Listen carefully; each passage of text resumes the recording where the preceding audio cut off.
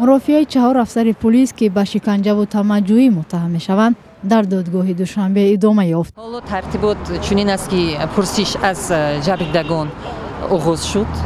سپس پس از جبریدگان پرسش به سود شوندگان می‌گذرد و در آخر تنها به شاهدان.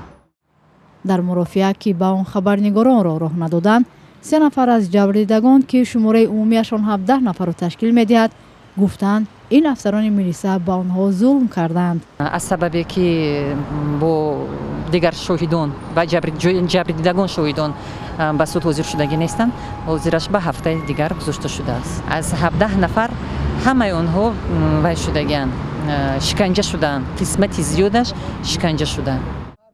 اما وکیل دفاعشان میگویند که 4 کارمند پلیس خود را بیگناه می‌حسابند و گفتند اتهامات شکنجه و طمع‌جویی اساس ندارد. یکی از آنهایی که میگوید جبر و ظلم و شکنجه افسران پلیس را کشیده است حمزه صالحیف است که در گذشته با رادیو آزادی صحبت کرده است. صالحیف گفته بود که برای مجبور کردن او به اعتراف اتهام او را بی‌رحمانه عذاب دادند.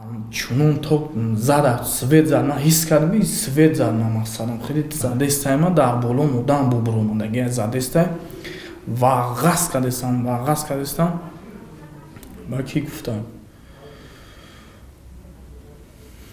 و غص کردن گرفتم گفت دهانش اسکوچ کنیم بعد گفتن دهان اسکوچ کردن مقصد که اوزم نبروه و غص من دیگه کمی تو دامون نفهمم گفتم اسکوچ.